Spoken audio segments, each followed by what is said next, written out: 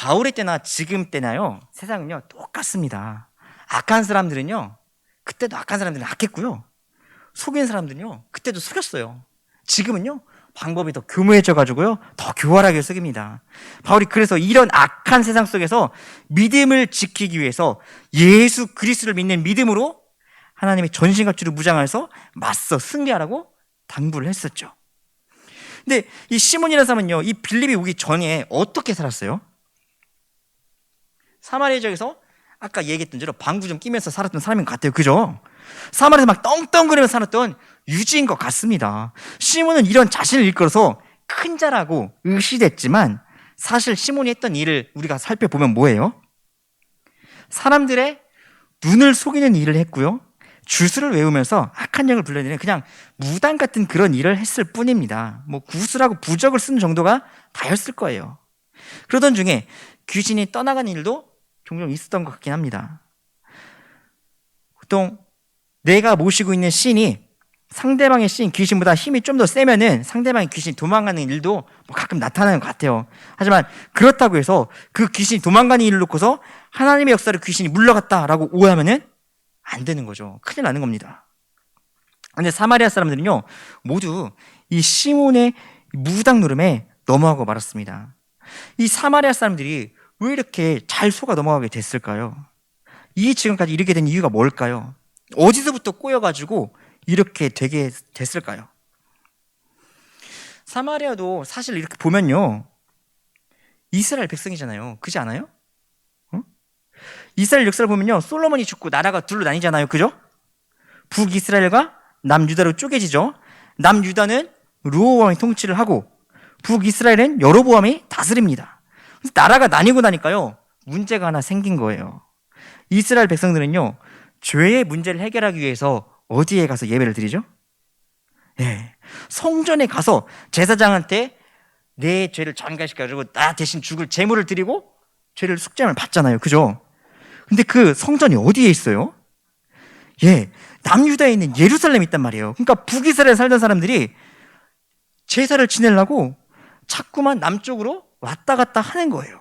이 모습을 불안하게 여기는 여로보암이요 방법을 세웁니다. 베델과 단에다가 산당을 짓고요 거기에 금송아지를 만들고 이 송아지가 우리를 애굽 땅에서 인도려낸 여호와다라고 하나님이다라고 선포를 해버리는 거예요. 그리고 레위 자손을 구하지를 못하니까 아무나 데려다가 그냥 제사장이네 하고 세워놓습니다. 이게 시작부터가 잘못됐었죠. 제사장은요 하나님께서 명하시기를요 레위 지파, 레위 자손들 중에서 세우라고 했습니다. 그죠? 근데 이 여로보암 왕이요 아무나 데려다가 제사장을 삼고요 황금송아지에다 이것이 우리 하나님이다 그러니까 더 이상 남유다야 예루살렘에 가지 말고 베델이랑 단에서 제사를 드려라 라고 해버린 겁니다. 이런 상황 속에서 애초에 시작부터가 잘못된 상황 속에서 어떻게 신앙이 제대로 생활이 되겠어요? 어떻게 신앙이 제대로 전승이 될 수가 있겠습니까? 하나님의 말씀을 제대로 듣지를 못하니까요 우상 앞에 끼웃끼웃거리게 되었고요 하나님의 역사를 알지를 못하니까요 뭐 조금 보여주니까 이게 하나님의 역사인가 보다 이렇게 해가지고 이 시몬의 노름에 빠져버리게 만 겁니다. 우리는요 자꾸자꾸 스스로를 돌아봐야 됩니다. 우리는요 오늘 그 어떤 세대보다 더 악한 시대를 살아가고 있어요. 우리가 정신 바짝 차리고 믿음으로 무장하지 않으면요 금세 세상의 권모술수에 넘어가 버리고 맙니다. 바쁘대고 해가지고요 일에 치여가지고요 그냥 그렇게 살아가다가 믿음의 고삐를 어느 순간 놓치고 말면요 우리의 힘으로는 스스로의 힘으로 다시 하나님 앞에 돌아오기가 너무나 어렵습니다. 어떤 것이 더 중요한 건지 어떤 것이 더 먼저 해야 될 것인지 기도로 하나님께 구하면서 말씀 붙잡고 앞으로 나아갈 수 있기를 간절히 소망합니다. 우리 12절 말씀 같이 읽겠습니다. 사도행전 8장 12절 읽겠습니다. 빌립이 하나님 나라와 및 예수 그리스도의 이름에 관하여 전도함을 그들이 믿고 남녀가 다 세례를 받으니 아멘. 지금까지는요 사람들이 누구를 따라다녔어요? 시몬을 따라다녔죠. 시몬의 말을 듣고 시몬을 따라다녔습니다. 근데 이제 빌립이 복을 변하는 것을 듣고 나니까 누구를 따르는 거예요? 빌립을 따르는 겁니다. 예수 그리스도를 따르겠다고 나선 거죠. 그리고서는 남녀가 다 세례를 받았다라고 해요. 남자 여자 뭐 할 것 없이 시몬을 따르지 않고 예수님을 영접하고 하나님의 자녀가 되었다는 겁니다. 우리 가족은 뭐 이제 예수님을 우리 인생의 구주로 모시겠습니다 라고 막 결단을 한 거죠. 그러면 지금 이 모습을 보고 있는 시몬의 마음은 어땠을까요? 지금까지는 사람들이 자신 하나님의 능력을 행하는 사람으로 추앙하고 막 이를 통해서 명예와 권세를 누렸는데 이 모든 것을 빌립으면서 싹 어그러지고 말았던 거예요. 이 시몬이 이 빌립 때문에 이 모든 것을 다 빼앗겼다고 여겼을 겁니다. 이 상황 속에서 시몬이 어떤 행동을 하는지 한번 살펴볼게요. 우리 13절 같이 읽겠습니다. 시몬도 믿고 세례를 받은 후에 전심으로 빌립을 따라다니며 그 나타나는 표적과 큰 능력을 보고 놀라니라. 아멘. 시몬이요, 예수님을 믿고 세례를 받은 후에 마음을 다해서 빌립을 따라다니며 나타나는 큰 표적과 큰 능력을 보고 놀랐다고 합니다. 시몬이 갑자기 돌아선 거죠. 시몬은요, 처음에 빌립이 어떻게 이야기를 하나, 사람들 어떻게 해서 우리 홀렸나 벤치마킹 하려고 갔을 수도 있을 거예요. 하지만 성령께서 역사하시는 현장을 보고 나니까 확 깨달음이 옵니다. 내가 그동안 모셨던 신들과는 다르구나. 비교가 안 되는구나. 나도 이제 성령을 따라 예수님을 섬기겠다 결단하고 세례까지 받았습니다. 세례를 받았다는 건요, 이제 나는 죽고 예수로 살겠다는 결단입니다. 예수님을 내 인생의 주인으로 모시겠다는 결단이 있는 거예요. 그러면 이제 이 시몬이 예수를 믿기로 작정하고 세례까지 받았으니까 시몬을 향해서 우리가 뭐 크리스천이다, 예수 믿는 사람이다 라고 불러도 될까요? 불러도 되면 제가 안 물어봤겠죠. 그죠? 네. 오늘 말씀을 보면요, 부르면 안 된다고 볼 수 있어요. 예수님을 믿는다고 입으로는 말하고 세례를 받았다고 할지라도 거듭나지 않으면 안 됩니다. 내 안에 나는 죽고 예수로 살지 않으면 안 되는 거예요. 예수님을 믿는다고 하고 세례 받으면 뭐합니까? 우리가 뭐 교회 안에서 집사니 권사니 뭐 안수 집사니 이런 직분을 받았을지라도 내가 그냥 나로 계속 살고 있고 내가 죽지 않고 나는 그대로 살아 있고 예수로 살지 않으면은 예수님에 대해서 좀 아는 사람은 될 수 있을지 몰라도 결코 온전하게 예수님을 믿는 사람, 예수님의 제자는 될 수가 없습니다. 그냥 그런 상태로 있다가 주님 앞에 나중에 서게 됐을 때 주님부터 나는 네가 누군지 잘 모르겠는데 이런 소리 들으면은 어떻게 되겠어요? 시몬이 이런 예를 우리에게 너무나도 잘 보여주고 있는 거예요. 13절 말씀을 세세히 살펴보면요, 시몬이 세례를 받은 다음에 전심으로 빌립을 따라다녔다고 기록이 되어 있는 것을 볼 수가 있습니다. 시몬이 세례를 받은 다음에 전심으로 빌립을 따라다녔어요. 복음을 전하는 현장에 무당이었던 자가 따라다녔던 겁니다. 예수님을 믿고 세례를 받더니 그 복음 전하는 현장에 자기도 함께 가겠다고 해서 따라다니는 거예요. 근데 이 시몬이 어떤 마음으로 따라다닌 거예요? 진심으로 따라다니나요? 아니면 전심으로 따라다니나요? 전심으로요. 전심이나 진심이나 뭐가 다른가 싶을 수도 있을 거예요. 근데요, 엄밀히 살펴보면요, 이 뉘앙스가 다릅니다. 진심과 전심은요, 뉘앙스가 달라요. 진심으로 따른다는 것은 거짓 없는 참된 마음을 가지고 빌립의 마음과 빌립의 생각과 빌립의 행동, 이걸 가지고 진짜 예수 그리스도의 그 복음을 내게 해주신 말씀으로 여기고 내가 예수님의 제자가 되겠습니다 하면서 진짜로 이걸만을 위해서 따라가는 것이 진심으로 따라가는 거예요. 근데 전심으로 따랐다고 되어 있잖아요. 이건요, 꿍꿍이가 있는 겁니다. 빌립을 통해서 뭔가를 얻기 위해서 내 온 마음을 전심을 기울였다라고 하는 건요, 우리가 한번 생각해 볼 게 있는 거예요. 시몬이 빌립을 따라다니는요, 꿍꿍이 속에 있었다는 거죠. 그럼 이 시몬의 본심이 뭔지 살펴보겠습니다. 우리 13절 하반절 말씀 제가 읽어드릴게요. 전심으로 빌립을 따라다니며 그 나타나는 표적과 큰 능력을 보고 놀라니라. 아멘. 만약에 시몬이 빌립을요, 전심이 아닌 진심으로 따랐다고 하면요, 성령께서 하시는 그 모습들을 보면서요, 성령이 역사하시는 그 모습을 바라보면서 그동안 자기가 가지고 있었던 이 어둠의 영 가운데 살았던 자기의 모습을요, 뜨겁게 회개하는 모습이 분명히 기록이 되어 있을 거예요.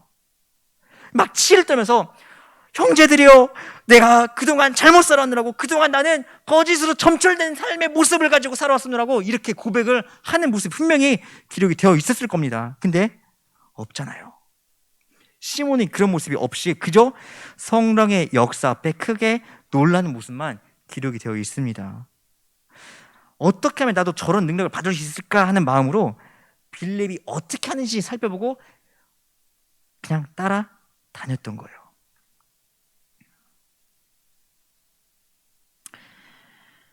14절 우리 같이 읽어보겠습니다. 함께 읽겠습니다. 시작.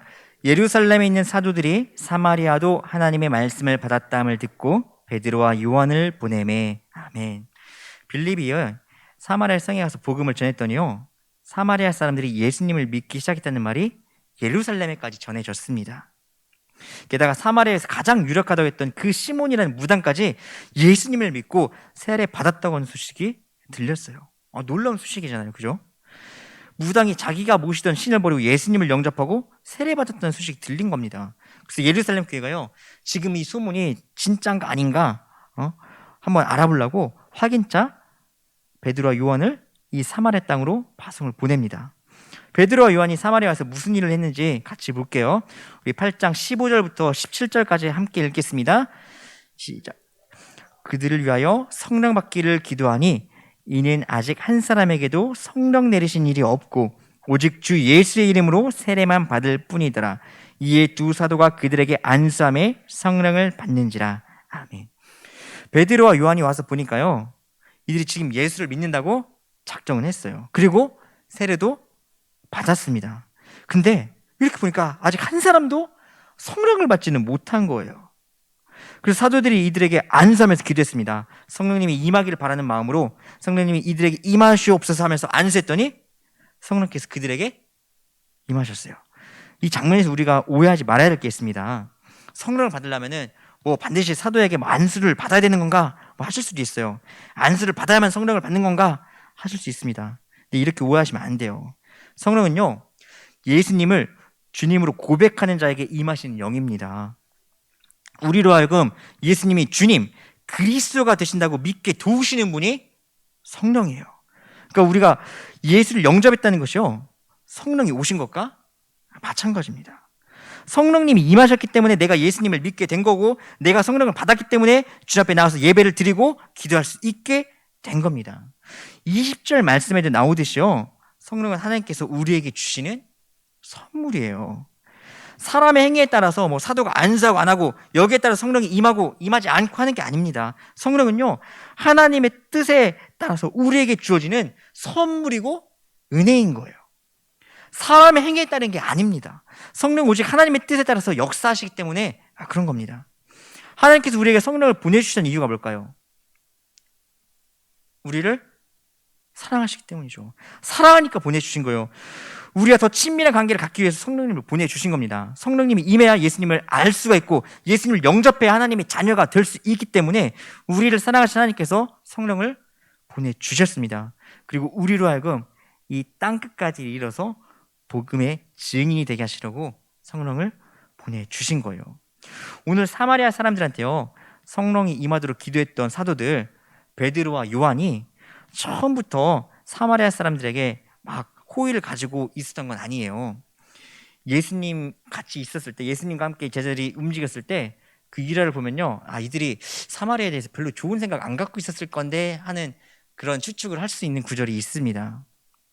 누가복음 9장에 보면요, 예수님께서 십자가를 지시기 위해서 예루살렘으로 넘어가시는 장면이 나오는데, 이때 예수님이요, 사마리아를 경유해서 가시려고 하셨어요. 그래서 사람을 먼저 보내가지고 내가 사마리아 땅에 잠시 머물라는 곳이 있는지 알아보라고 하면서 보냈습니다. 근데 이때 사마리아 사람들이요, 예루살렘을 향해서 예수님이 가시기 때문에 받아들이지는 않습니다. 그래서 야고보랑 요한이 불같이 화를 냈던 그런 일이 있거든요. 이런 일이 있었기 때문에 아마 제자들은요, 사마리아 사람 하면은 좀 괘씸하게 보고 있었을 거예요. 괘씸한 마음을 갖고 있었을 겁니다. 하지만 사마리아에 갔던 이 사도들의 마음은요, 그때 화났던 그 마음이 아니었어요. 성령이 임하심으로 인해서요, 그들 가운데 예수님의 마음이 들어왔고요, 예수님의 그 마음이 임하니까요, 사마리아 사람들을 긍휼한 마음으로 바라보게 된 겁니다. 그래서 사마리아 사람들한테도 성령이 임하기를 간절한 마음으로 기도했던 거예요. 그렇게 기도하니까 사마리아 사람들한테 성령이 임하게 된 겁니다. 전심으로 빌립을 따르던 이 시몬이요, 이걸 보고 눈이 막 번쩍 뜹니다. 우리 19절 같이 읽어볼까요? 읽겠습니다. 이르되 이 권능을 내게도 주어 누구든지 내가 안수하는 사람은 성령을 받게 하여 주소서 하니. 아멘. 시몬은요, 빌립이 전하는 복음을 듣고서요, 예수님을 믿겠다고 이야기를 했지만 사실은 예수님을 믿은 게 아니라 예수님의 능력에 관심이 있었던 거예요. 예수님의 십자가의 은혜가 나에게 수저한 것이 아니라 어떻게 하면 나도 저들처럼 능력을 행할 수 있을까, 이게 관심이 있었던 겁니다. 여기에 관심이 있었던 거예요. 예수님의 십자가 은혜가 나한테 소중하게 다가와야 되는데 이거는 관심이 없고 어떻게 하면 나도 저 능력을 행할 수 있을까, 여기에만 관심이 있었던 거예요.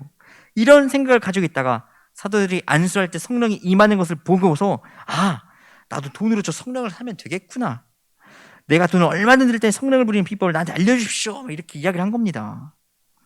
성직 매매라는 말이 있습니다. 거룩한 성직을 돈으로 거래하는 행위를 이야기를 하는 거죠. 이걸 영어로 시몬이라고 해요. 시몬이. 이 말의 유래가 여기에 있습니다. 시몬이 돈으로 성령의 능력을 사려고 했던 행동에서 비롯된 말이에요. 성령을 돈으로 사겠다고 하는 이런 생각이 과연 시몬만 갖고 있던 생각일까요? 오늘날에는 이런 생각을 가진 사람이 과연 없을까요? 제가요, 신학생 때 충무로 처음으로 목요일을 떠나서 봉사하게 됐던 교회가 있어요. 지금도 목요일을 떠난 첫 번째 사역지라 잊혀지지가 않는데, 거기서 제가 가자마자 얼마 안 있다가 장로 피택을 하게 됐습니다. 근데 장로 임직을 하는데 장로 선생님이 물론 우스갯소리였겠지만 스타렉스 한 대다라는 말이 있었어요. 장로 임직하면 스타렉스 한 대 내야 된다, 뭐 이런 말이 있었거든요. 뭐 장로 직분 받으면 얼마, 뭐 권사는 얼마, 안수 집사는 얼마, 이런 말들이 막 들려왔었습니다. 여러분, 이게 가당키나 한 말입니까? 하나님께서 주신 직분에 감사하는 마음을 가지고 감사 예물을 드리는 것은요, 멋있고 아름다운 일이에요. 그죠? 근데 직분을 받기 위해서 얼마를 내고 뭐 직분을 살라는 마음이 있다면요, 이거는 오늘 우리가 살펴보는 이 시몬이랑 다를 바가 없는 마음인 겁니다. 시몬이 돈으로 성령을 사려 했던 그 행동과 다를 바가 하나도 없는 행동인 거예요. 돈이면 뭐든지 된다는 이 세상의 생각에서 비롯된 모습인 겁니다. 오늘 시몬의 이야기를 통해서요, 우리의 믿음을 돌아볼 수 있으면 좋겠습니다. 그래서 형제들아 우리가 어찌할꼬 하면서 탄식하면서 이야기를 했던 이 겸손한 회개의 고백이 우리들한테 있었으면 좋겠어요. 시몬의 이 말도 안 되는 행동을요, 베드로가 바로 잡습니다. 우리 20절과 21절 말씀 같이 읽겠습니다. 베드로가 이르되 내가 하나님의 선물을 돈 주고 살 줄로 생각하였으니 내 은과 내가 함께 망할지어다. 하나님 앞에서 내 마음이 바르지 못하니 이 도에는 내가 관계도 없고 분깃될 것도 없느니라. 아멘. 네가 하나님의 선물을 돈으로 살 줄로 생각하고 돈이면 다 된다는 생각으로 살았으니까 네가 그렇게 좋아하는 돈이랑 같이, 네가 믿어 의심치 않는 돈과 같이 너는 반드시 망하게 되리라 라고 이야기를 하는 거죠. 굉장히 센 것 같아요. 그죠? 뿐만 아니라 하나님 앞에서 너의 마음이 바르지 못하니 너에게 임할 은혜도 없다라고 이야기를 하죠. 하나님 앞에 바르지 못한 열심은요, 결국에 하나님을 드러내는 게 아니라 나 자신을 드러내게 되어 있습니다. 하나님 바르지 못한 열심은요, 하나님 안에 우리의 이름을 드러내게 흘러가기 때문에 이런 말이 있는 거예요. 시몬을 향한 베드로의 지적이 계속해서 이어집니다. 우리 23절 말씀도 같이 읽겠습니다. 내가 보니 너는 악독이 가득하며 불의에 매인 바 되었도다. 아멘. 베드로가 정말 뼈를 때리는 말로 시몬을 계속해서 지적을 합니다. 네 안에 온통 악한 생각이 가득 차 있고 지금도 죄에 사로잡혀 있다. 네가 뭘 하든지 너는 이 죄로 인해서 잘못된 쪽으로 너는 끌고 가진다. 이렇게 이야기를 하는 겁니다. 베드로가요, 이렇게 세게 이야기를 할 수 있었던 이유가 있습니다. 자기가 죄인이었기 때문에 죄인을 너무나도 잘하는 거예요. 예수님께서 십자가 사건에 대해서 이야기를 하면서요, 무거운 마음으로 이렇게 말씀하고 계시는데 제자들은 그때요, 밥 먹으면서 막 누가 더 크냐, 내가 더 크다, 예수님이 왕이면 너는 뭐 영의정이라, 나는 좌의정을 한다, 너는 우의정이라, 막 이렇게 이런 데에다만 관심이 있었던 게 제자들이었거든요. 이랬던 제자들이요, 부활의 주님을 만나고요, 성령으로 충만해지고 나니까 비로소 복음을 전하는 사도가 되었던 겁니다. 베드로가 시몬을 바라보니까요, 이 사람의 잘못이 무엇인가가 눈에 훤히 보이는 거예요. 자기가 다 겪었던 거거든요. 그래서 이야기를 이렇게 할 수가 있게 되는 거죠. 22절 우리 같이 보겠습니다. 그러므로 너의 이 악함을 회개하고 주께 기도하라. 혹 마음에 품은 것을 사하여 주시리라. 아멘. 너의 악함을 회개하고 주님께 기도하라고 이야기를 합니다. 나의 잘못을 회개하지 않고 하는 기도는요, 가식적일 수밖에 없기 때문에 이렇게 이야기를 한 겁니다. 모든 것을 돈으로 해결하려고 했던 시몬까지도요, 하나님은 사랑하셔서 회개할 기회를 주십니다. 시몬한테만 이런 기회를 주실까요? 아니에요. 우리한테도 마찬가지입니다. 지금 내 모습 그대로 하나님 앞에 선다면요, 자신 있게 막 고개 뻣뻣하게 들고 나는 이 정도면 잘 살았어 하면서 하나님 앞에 이렇게 서 있을 사람이 누가 있겠어요? 하나님은요, 이렇게 연약한 우리의 이런 모습까지도 사랑하셔서 오늘 이렇게 예배의 자리로 불러주시고 말씀을 통해서 하나님 앞에 예쁜 모습으로 살아갈 기회도 주시고 또 성령의 임재함을 통해서 역사함을 통해서 회개할 기회를 계속 주시는 겁니다. 하나님께서 우리에게 회개할 기회를 주실 때 그 기회를 놓치지 말고 하나님 앞에 온전한 모습으로 바르게 설 수 있는 저와 여러분이 될 수 있기를 간절히 소망합니다. 기도하겠습니다.